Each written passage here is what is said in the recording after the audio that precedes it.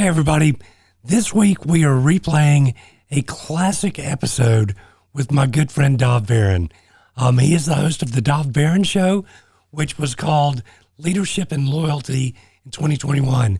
We talk about bridging gaps through empathy, leading through kindness, bringing people together on common ground.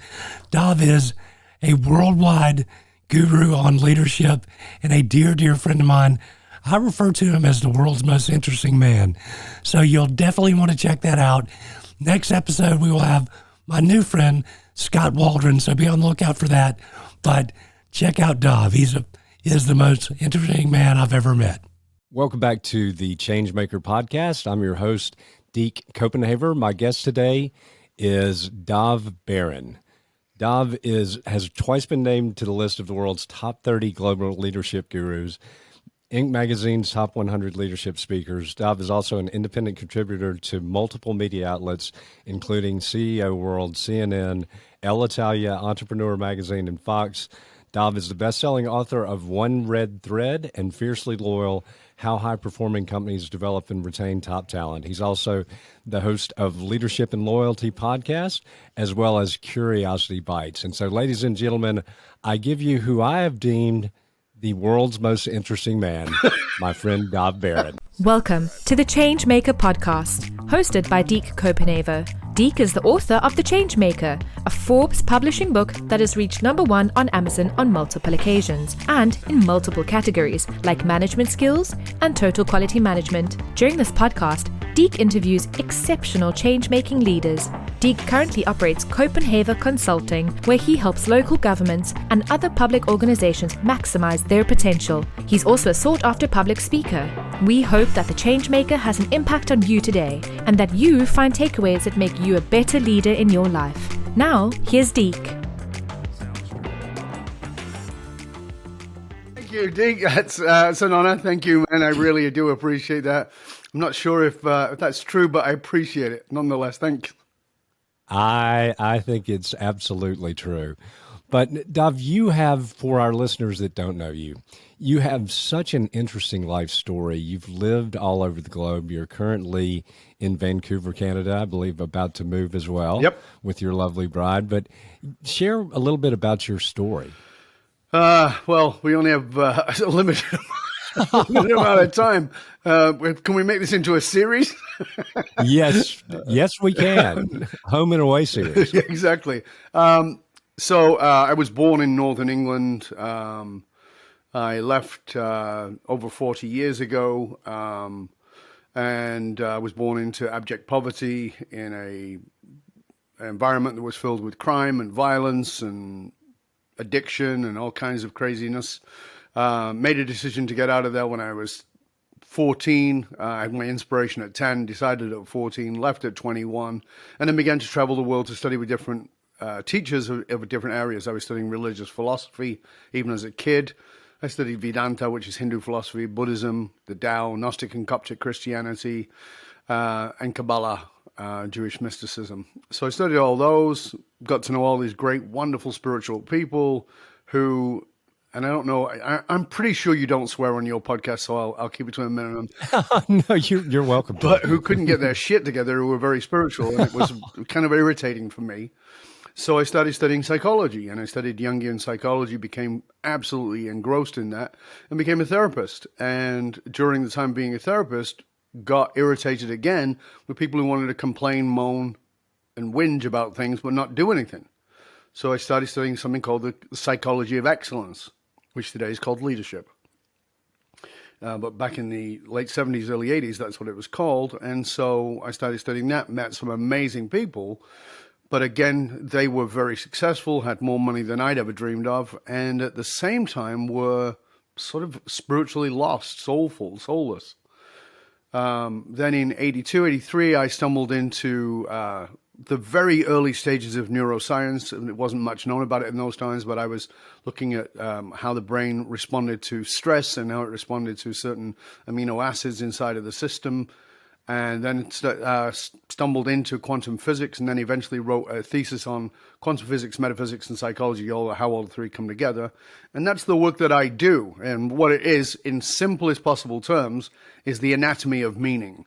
What is meaning? How do we get meaning? What happens when we don't tap into that? And what we can do inside of a business, an organization, or a nation once you understand the emotional source code of a group, or an individual, or an organization, and how that empowers people to really live at their highest quality of life with deep meaning and purpose, rather than randomly picking a tribe and then fighting for something you don't really believe in, which is what people do.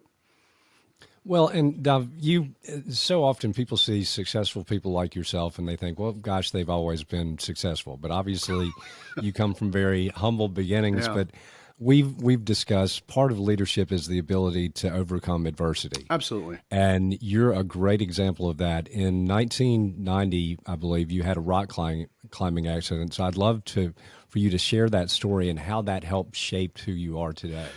Yeah, I mean, like I said, I told you where I came from, and so there was this drive inside of me to succeed. And so by 1990, I was about the most successful I'd been up until that point. And one of the ways I knew I was successful is I owned a big American car. I mean, literally, I owned an LTD, right? It didn't do miles to the gallon, it did gallons to the mile. But I wanted that vehicle because as a small boy, I remember sitting on the edge of Berry New Road, which was this main highway that went into the city. And every now and then, an American car would go by, like one in a month, not very often.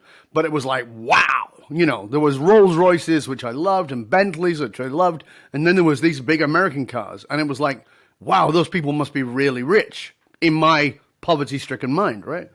So that was an unconscious mechanism for me. So I had all that. I had the house, I had the car, I had all those kinds of things. I'd been on a couple of speaking tours. I came back, I was exhausted, took a few days off, went to a place called Brandywine Falls, which is by Whistler in British Columbia, which is where the 2010 Winter Olympics were held. And spent the day there, swam in the lake, had a good time, went to a place called Brandywine Falls, and it's this beautiful, beautiful place in nature. It was June, it was a warm, sunny day, but it had been a wet spring, and we're looking over the edge. We're seeing this glacial waterfall that rushes down off the glacier at incredible speed, and then drops 200 feet off the cliff into the basin, and it's just magnificent. But I was an adrenaline junkie. That was my sport, adrenaline. Anything that was stupid, I was in, right? Anything that was dangerous, I was in. So I said to my mate, let's see if we can get down. There is no hike, but we, jump the fence, hike down. We get to the bottom, and I can see the waterfall, so can he. And I say, let's see if we can get behind it. More adrenaline, right? Now, we're not dressed for that, but we've got to climb over mossy rocks and all the rest of it to see if there's a gap between the cliff face and the waterfall. And going over all the moss, we get there, we're facing 70-mile-an-hour winds that are coming off this spray. We get behind in a small gap, and I'm filled with negative ions, which make positive charge in the body, and I'm feeling like so powerful. And I come out on the other side, I'm feeling like Superman.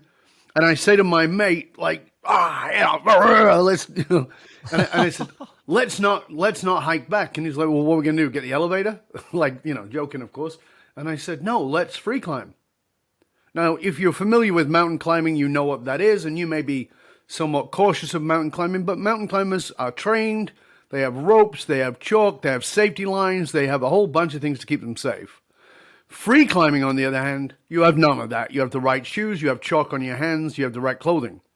Free climbing while soaking wet, with the wrong gear on, is not moderately insane, it is totally nuts.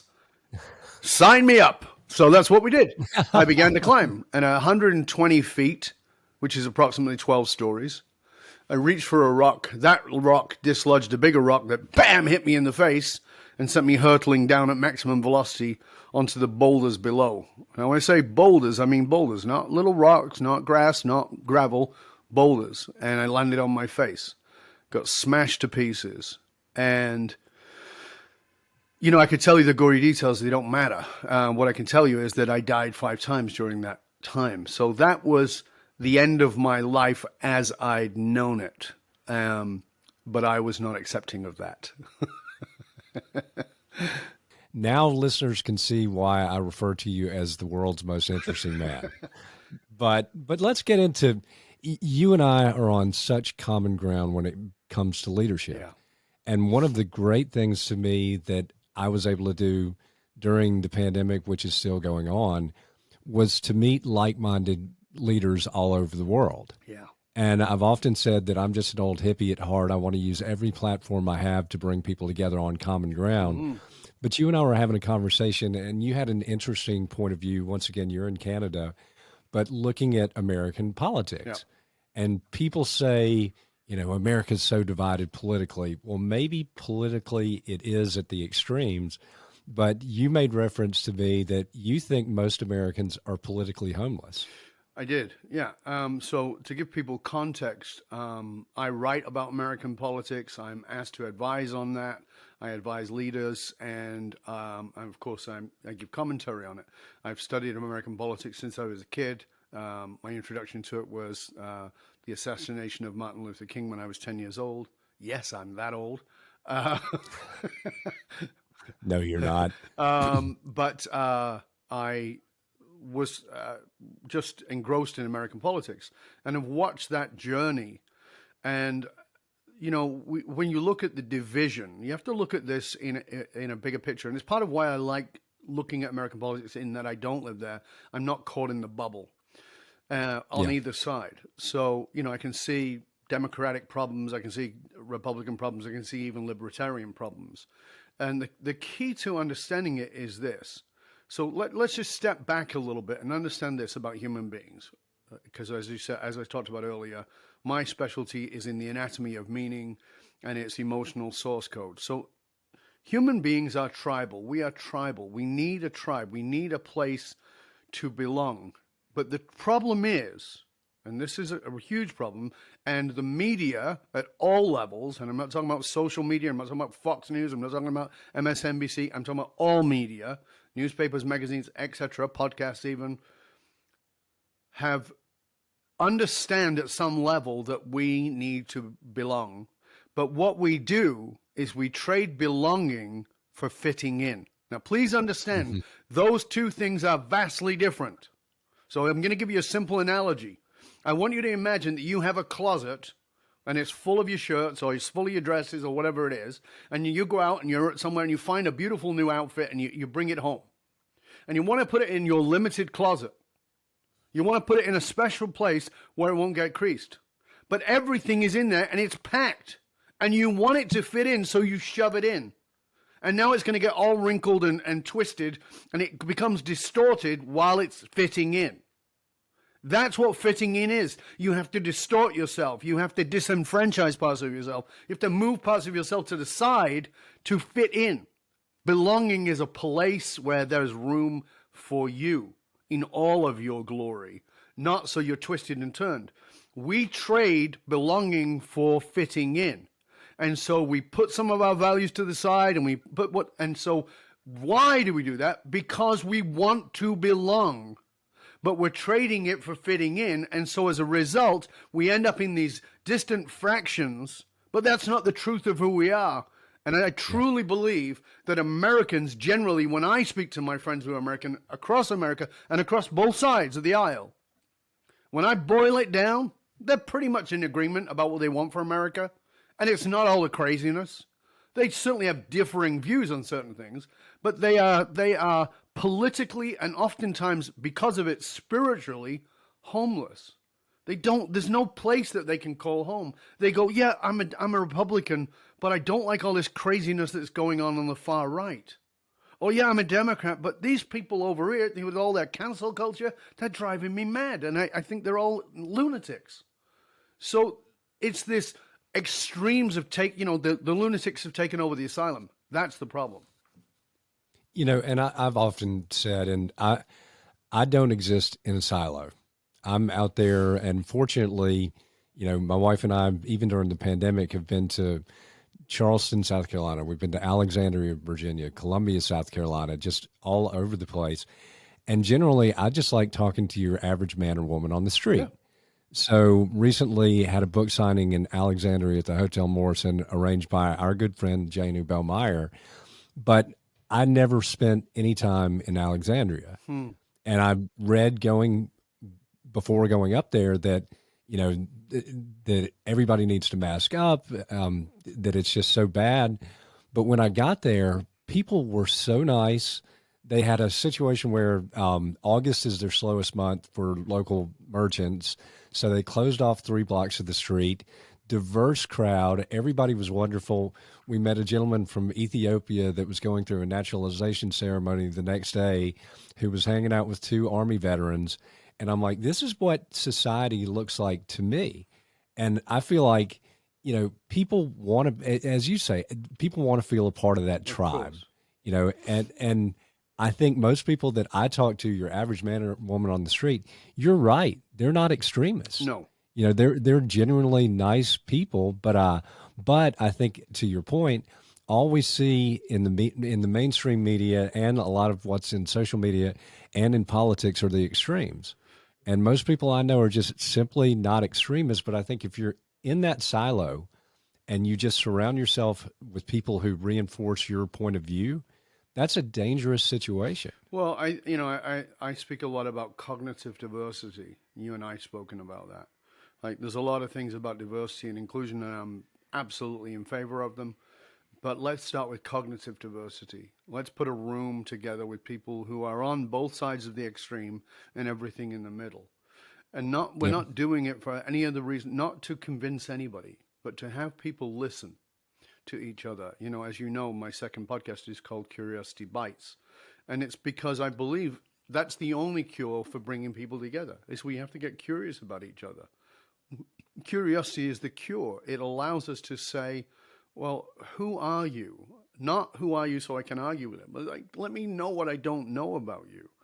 And the simplicity of it is this. Okay, let's just take this and think of it very simply.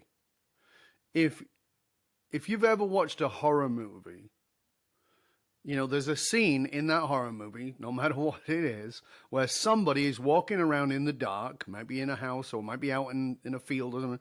They're walking around in the dark, and they have a spotlight. They have a flashlight. And that flashlight is going across random things, nothing scary. And then suddenly that flashlight lands on a face. And you, as watching that, jump, you scream. And sometimes that's a friendly face.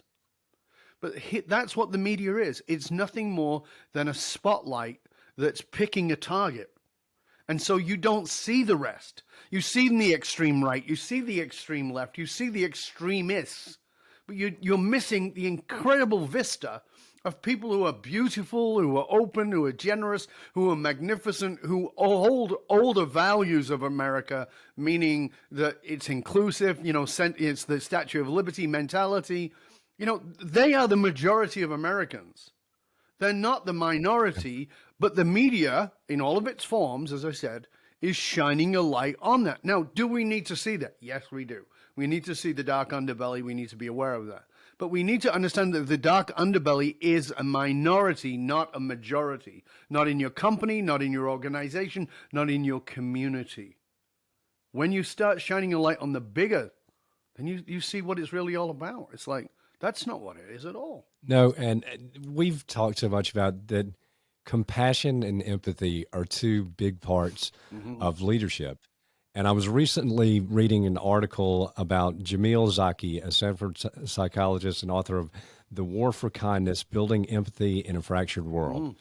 And the article reference, and I take it the book references you and a relationship that you had mentoring somebody that, might not have been somebody that you would have typically decided to hang out with. Can you talk a little bit about that? Many years ago, a friend, guy who had actually worked for me for years, paid for someone to come see me. Gave him an hour as a gift. The guy came in. His name was Tony. I sat with Tony, and my hours are not cheap. And after about 15 minutes, I looked at Tony and said, "Listen, Tony, this hour's not cheap. Damien paid for it for you. Why are you wasting his money? Like, what have you got to say, man? I'm here to help you, but I can't help you if you won't tell me what's going on." So he was like, he's like trying to come up with something, but he's looking at the rug like maybe the answer's in the pile of the carpet. And he finally swallows a couple of golf balls and he says, I've been a neo-Nazi and I used to run WAR, which is White Aryan Race. For Western Canada, I've been to the Supreme Court in Canada twice, and I've tried to make British Columbia and Alberta white-only states, white-only provinces.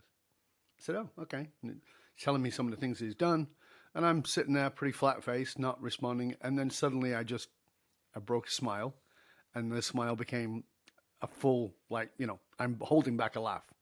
And he's bearing his heart and soul here. This guy swallowed golf balls to tell me this. And needless to say, he sees me smiling and he's pissed off. He's like, so he finally says, what are you laughing at? And I said, Tony, you were a neo-Nazi, right? And he goes, yeah. I said, you do know I'm a Jew, right? And he goes, effing irony. And I said, yeah, it's okay. It's okay. Now, when we went, he and I spoke at the UN in 2015. So just as during the Trump-Clinton, battle to get in, we talked about how neither of them were paying attention to the extremists that were moving in from the extreme right. And we talked about the neo-Nazi, and we were invited to speak because of this. And the lady who was interviewing us was a Muslim lady from CNN. And she said, how could you possibly help somebody? How would you be willing to help somebody who was, who wanted to eradicate your race? And I said, that's the problem. And she said, what? I said, you see somebody who wants to eradicate my race. I didn't see that. She goes, what do you mean? I go, that's the problem we're dealing with every day here. You keep seeing people as part of something rather than as people who are in something. There's a difference. She goes, I don't understand. I said, here's my central philosophy. I don't live in the world. I live in the mirror. She goes, what does that mean? Everything is a reflection of me. She goes, okay, tell us more about that. I said, I didn't see Tony as a neo-Nazi. I saw me. She goes, you were a neo-Nazi? I said, absolutely not. She goes, I don't understand. I said, what I saw was a highly intelligent, highly articulate, very insecure young man. And I said, I can remember being that guy. I can remember being in my 20s and being that guy. I was really smart. I was really articulate. And I was really lost. And I was really angry, just like him. I took a different path. I studied religious philosophy. I studied psychology. I studied quantum physics. But I could have just as easily taken a path that he took. I didn't see a neo-Nazi. I saw somebody looking for an expression of who they were, who needed significance, who needed to be seen, who needed to be valued. And the neo-Nazis valued him. They valued his intelligence. They valued him as an articulate individual. They valued him as a creative being. And so they played on that, and they made him feel like he was welcomed. You don't make him feel welcome in society. Why would he not? Why would he be around you? So he's going to go where he's welcomed. And if that's a shitty environment of neo-Nazis, that's where he's going to go. That doesn't make him a bad person. That makes him just like me and just like you, somebody who needs to belong. So we were then part of a group to find how to help with these radical movements. And they said, what is the best language to de-radicalize? And they said, if you use a specific language to de-radicalize, you will never de-radicalize anybody. And they're like, what are you talking about? We need a psychology, a certain language. I go, no, you don't. That will not work. And they said, well, what do you mean? I said, Tony, what de-radicalization language did I use for you? And he goes, none. I go, actually, I did. What was it? And he goes, I don't know. I said, when you first came in, that first 10 minutes, what did we talk about? And he goes, Norwegian Blue. And I said, laugh, and I go, yeah, we talked about Monty Python. And she looked and she says, why Monty Python?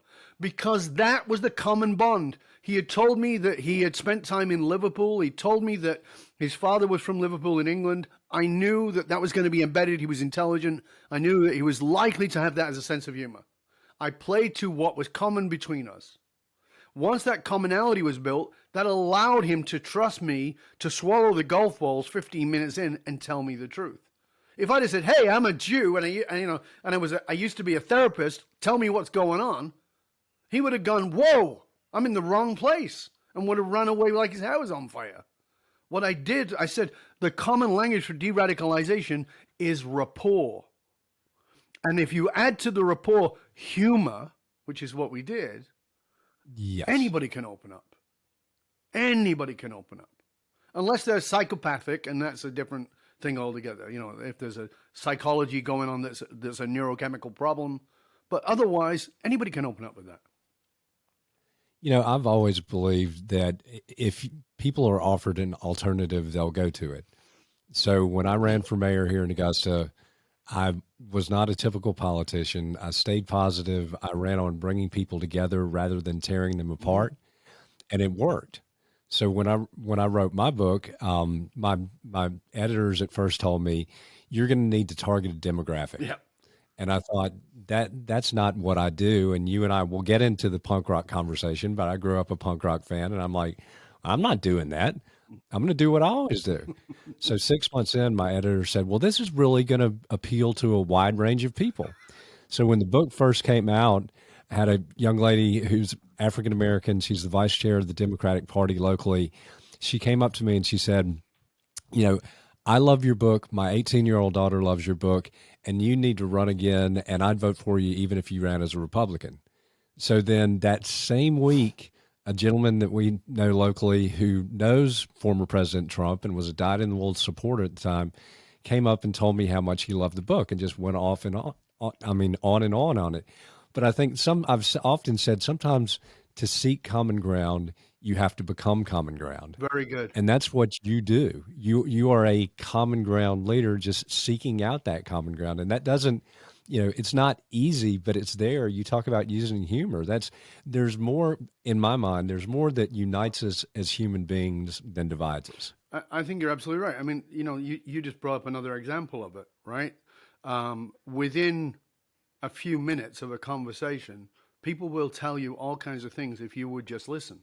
So here's this, I don't know, let's go with this guy with one of those Southern accents. That couldn't be further from my accent, right? They speak a lot slower than I do. You know, I'm from my speed, natural speed of speech is faster than the New Yorkers. Mine's slowed down considerably. So I speak fast. I'm not from the South. I'm not from that Christian background or any of those kinds of things. What the hell have I got in common with a politician from the South who has a couple of corgis? Bugger all on the surface, on the surface. And then within 10, 15 minutes, we're both talking about punk rock, right? We're both talking about our common ground around punk rock, right? Now, does Deke look like a punk rocker? No. Does Dov look like a punk rocker? No. You've got to be willing to go past what's in front of you as a visual response, or even in the first words. What do you find in there? You find in there really interesting things. A friend of mine who is an avid Trumper, I wrote this piece about Trump, and it was called Decoding Trump when he was first running. And he read it, and he goes, do you really think this? And he's a very pro-Trumper.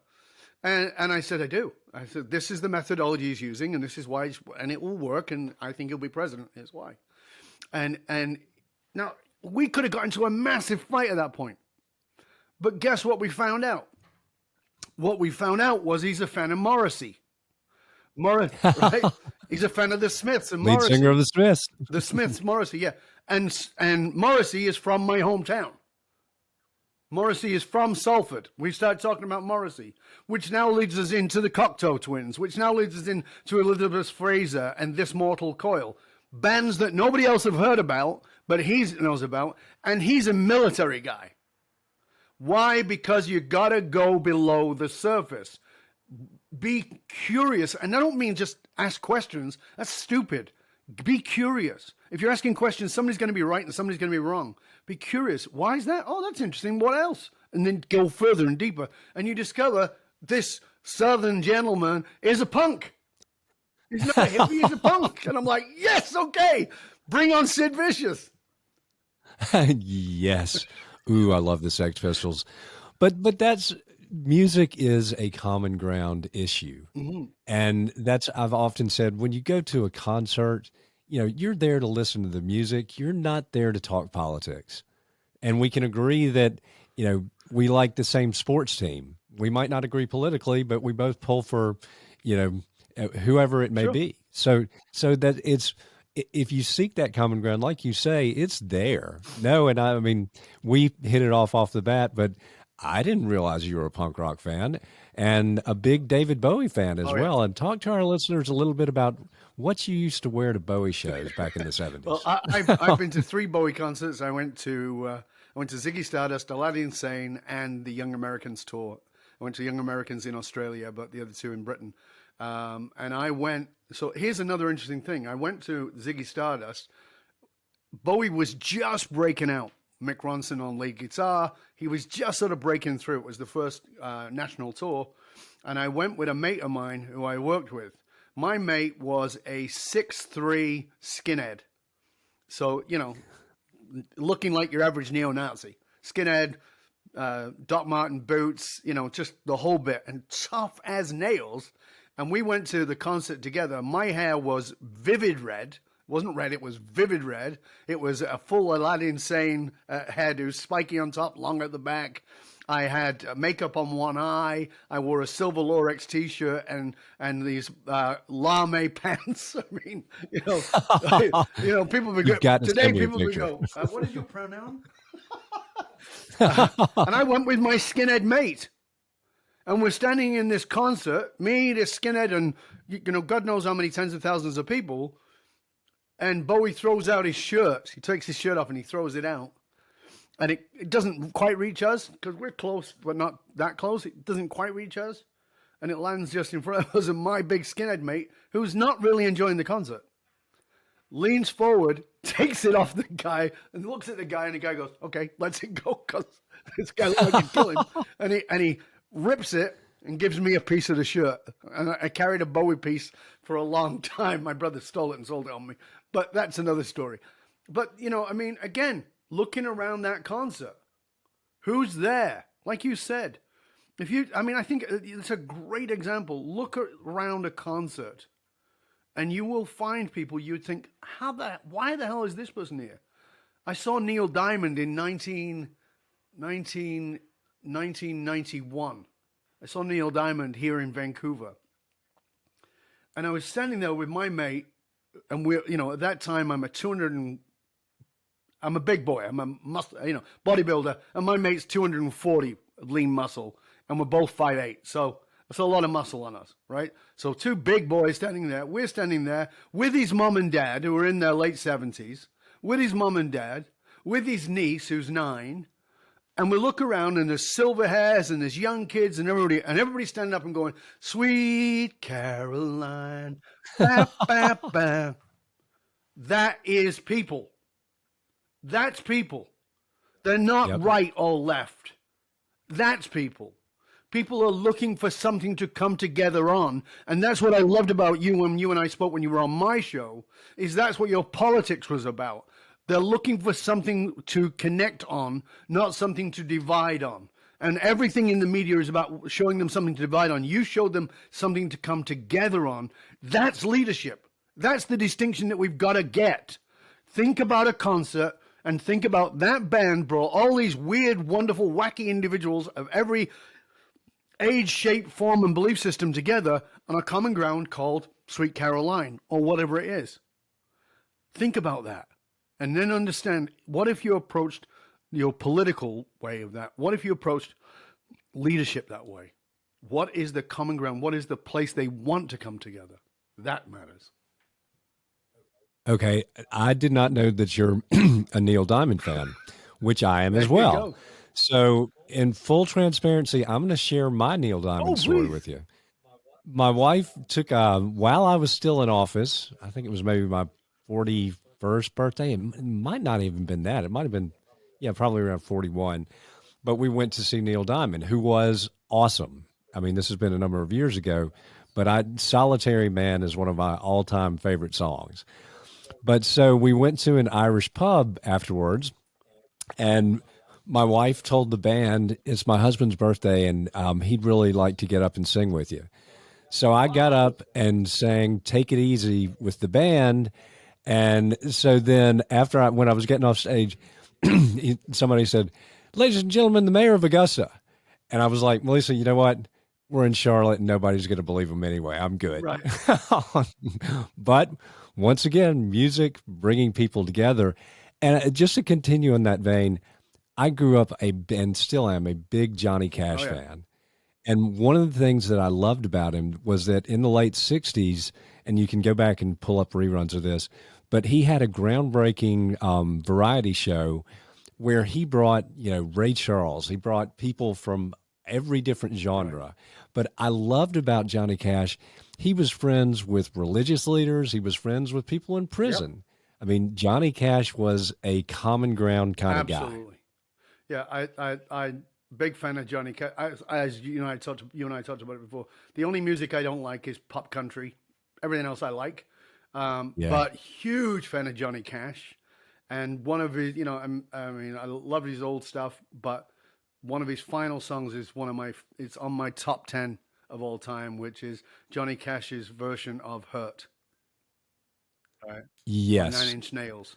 When he does that, I mean, 9 Inch Nails is a pretty hardcore band, and Johnny Cash's version kills it.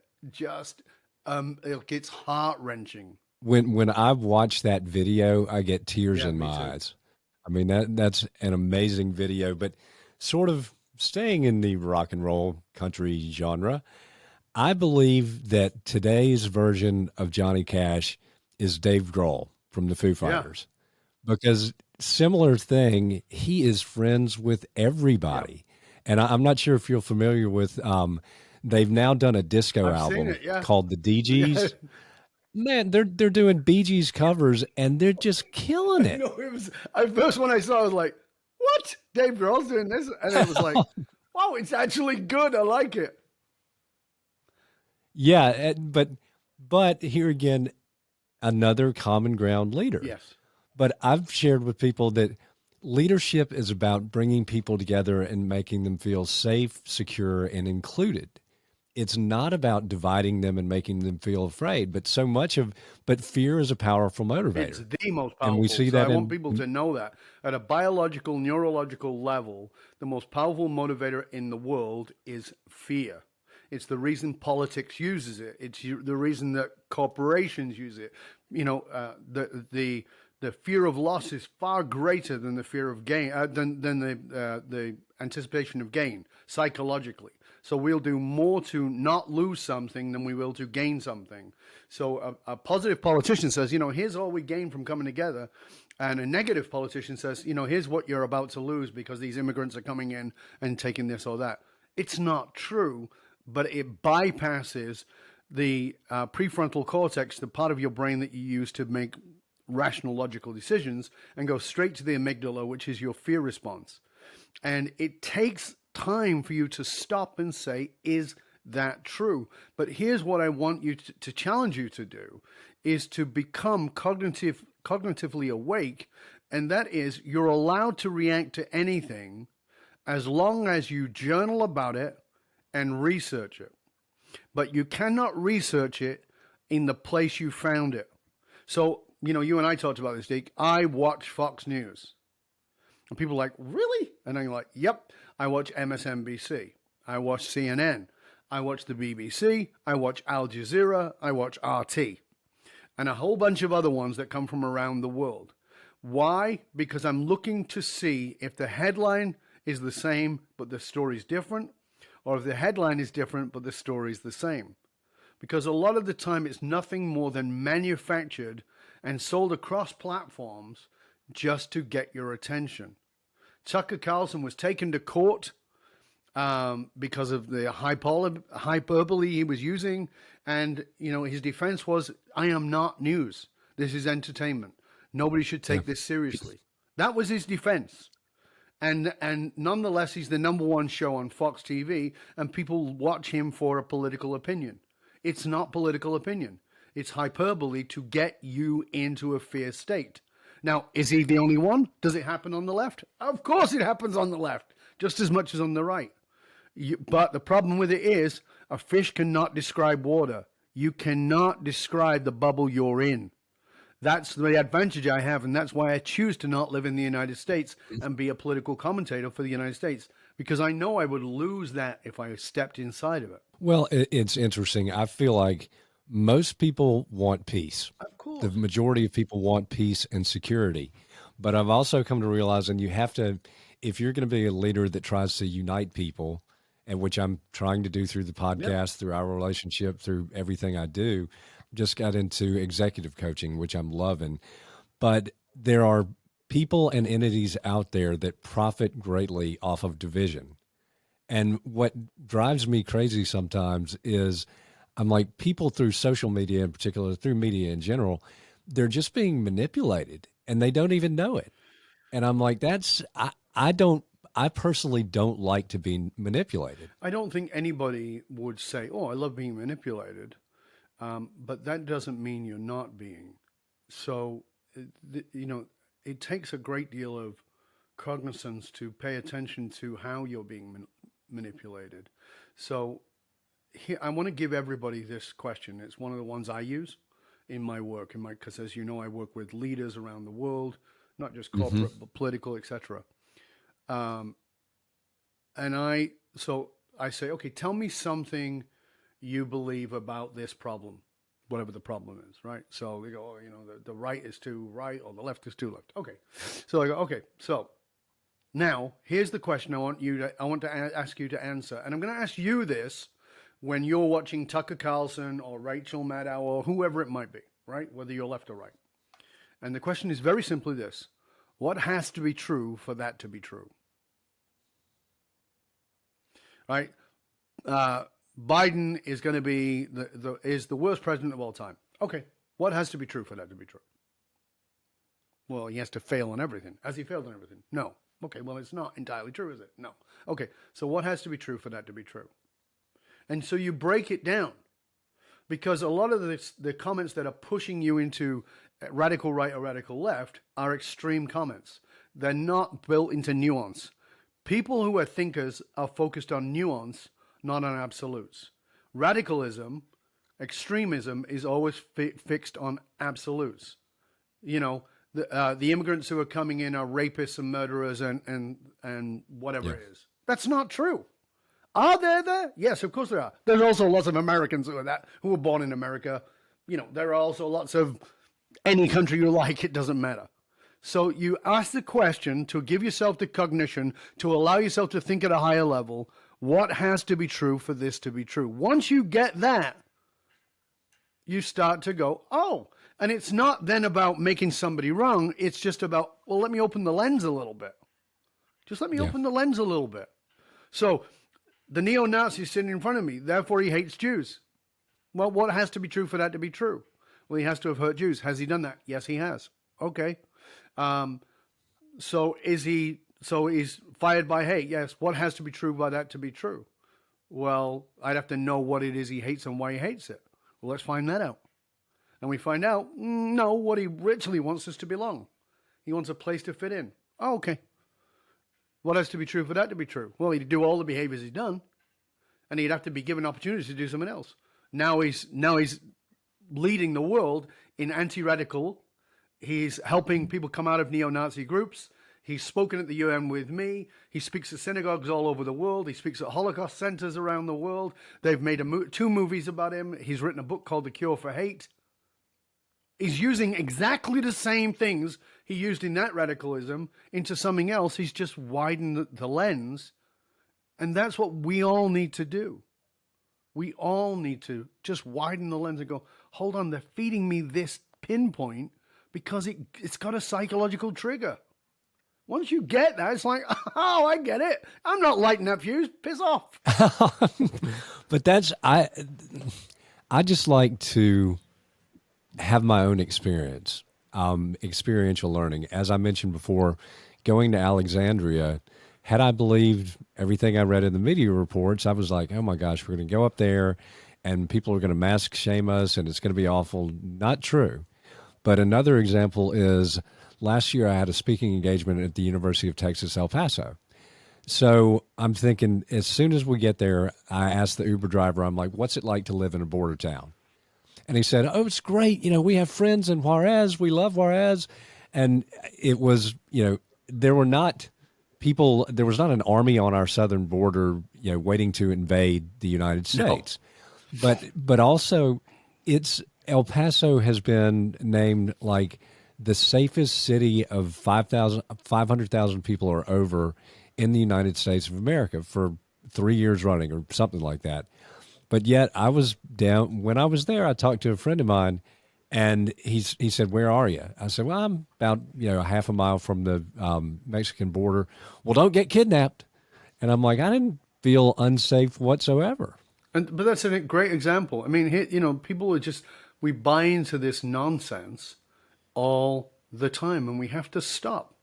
We have to stop, so again, I love what you just said there, Deke, and I think it's important for people to pay attention to it. Don't judge people by the opinion you've been given. So many years ago, I'm walking down Granville Street, which is a major street in Vancouver, with my mate, the guy I just told you about, the big bodybuilder guy, and we just left the gym. So we're actually still in gym clothes, looking a bit, bit rough around the edges, muscles sticking out everywhere, and we're walking down the street, and I see a guy coming towards us, and I suddenly recognize the guy, and I go, oh, hey, how you doing? And he goes, oh, good. We talk a little bit, but he's off. He's a little bit off. He's usually much friendlier with me, but he's kind of off. I'm like, okay, fine. He's in a bad mood, whatever. It doesn't matter. So I see the same guy again, and he goes, about 3-4 days later, and I said, what was up with you the other day? And he goes, you. And I go, me? What did I do? And he goes, I can't believe you were hanging out with Richards. That's my friend's last name. And I said, why not? And he goes, because he's an asshole. And I go, what are you talking about? And he goes, so he starts telling me all these negative things about him. I said, I don't know who you're talking about. And he said, yeah, you do. You were with him. You were walking with him. You know exactly what I'm talking about. I go, no, I don't. He goes, you're telling me you weren't with him? I said, no, I was with Mike. I don't know who you're talking about. He goes, is this some kind of riddle? I said, no. Who you know is not who I know. Who I know is kind, loving, generous, and spiritual. He goes, oh, that's really funny, spiritual. Do you know what an asshole he is? I go, he's not. That's your experience of him. When is the last time you spent time with him? And he goes, oh, about 10 years ago. I go, uh-huh. Have you changed in the last 10 years? I know my friend is very spiritual, kind, generous, loving, intelligent. I wouldn't hang out with him otherwise. I will not judge him by your experience. And that's the thing, politically or in the entertainment industry, I think the media has a tendency to make people caricatures. Of course. And I'll give you an example. Our governor here in Georgia, Brian Kemp, is a friend of mine. And I'm happily politically independent, but so, he was pilloried by the national press for opening up too early, for all this. Then he starts getting slammed by the far right after the election. And I texted him throughout, and I'm like, he is a good-hearted, kind man.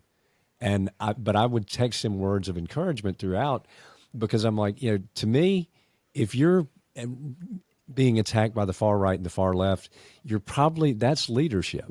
To me, because you're doing what's right for the majority of the people you serve. Isn't that interesting that if you're actually a leader today, and leader, by the way, I mean that in the context of the way you and I would describe leader, not as in the title.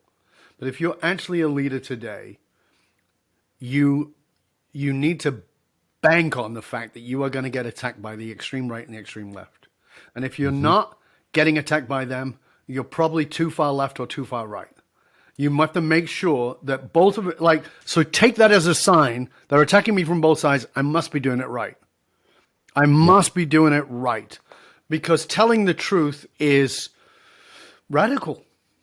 Telling the truth is radical. Doing what you believe is genuinely best for your people is radical.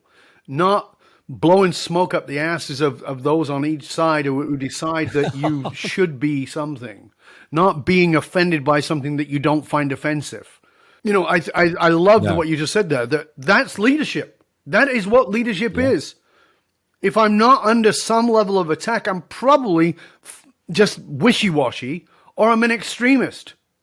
I don't want to be on any part of that. I don't want to be left, extreme right, or wishy-washy. I want to be curious about who you are and how I can serve you.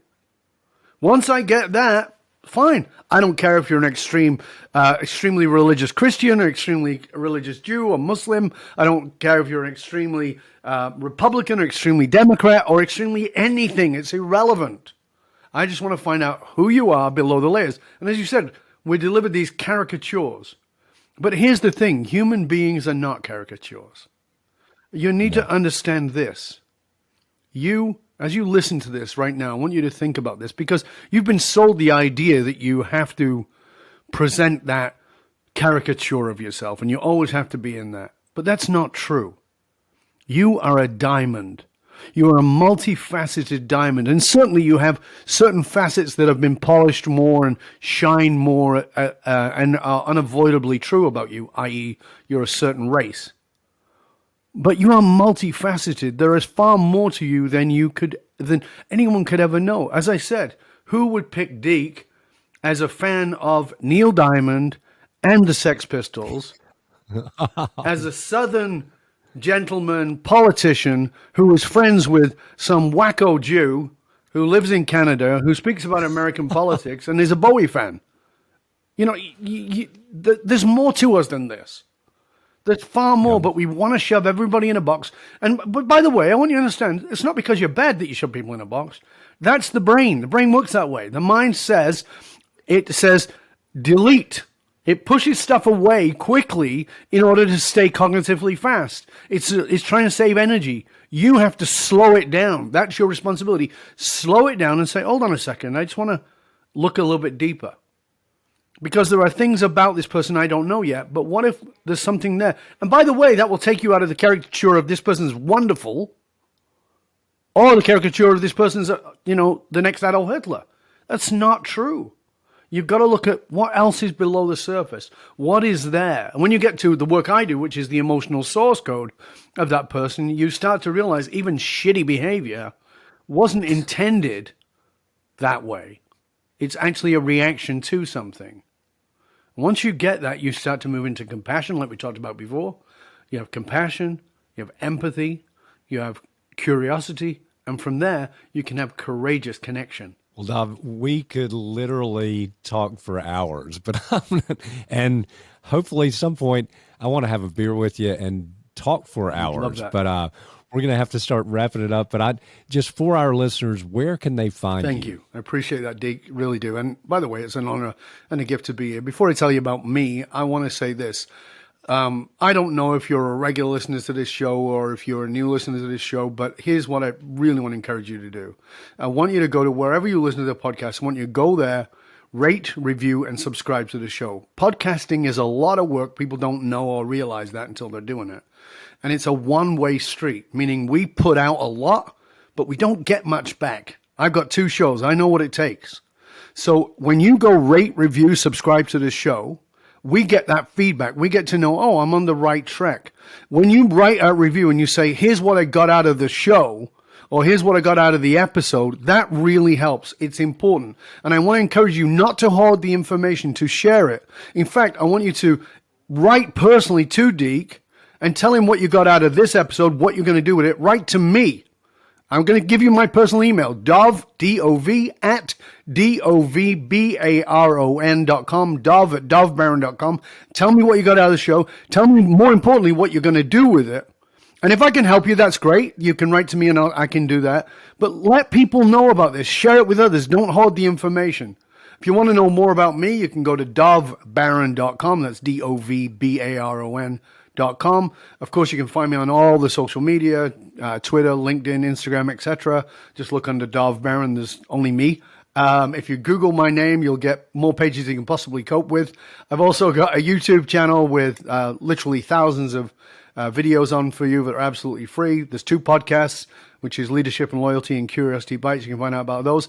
And, by the way, we also have an outlet on Medium. It's called Dragon's Den, and you can find my articles there. And you can find some articles by some other people who are quite well known and rather intelligent. In fact, there might be a guy called Deke on there somewhere. Anyway. And so I've just proven why I started out the show calling you the world's most interesting man. Yes, well, in that case, stay Dov, curious, my friend. Stay curious. Stay curious. Thank you for being here. It's been a true blessing and a pleasure. Thank you, Deke. It was an honor and a blessing. Thank you, sir. I'm really grateful to be with you. Always a pleasure to be in your company. A real leader. Absolutely. Dropping the mic, and we are out. Hey, guys, thanks for listening to or watching the Changemaker podcast today. Greatly appreciate it. If you're listening and you want to see the video, you can subscribe to our YouTube channel at Deke Copenhaver. That's pretty easy to remember, I would think. But really, we also want to remind you to like, subscribe, rate across all platforms, download. And if you're looking for a coach, a speaker, or anything, you know where to find me. Just email me at me@dekecopenhaver.com. And thanks so much for listening.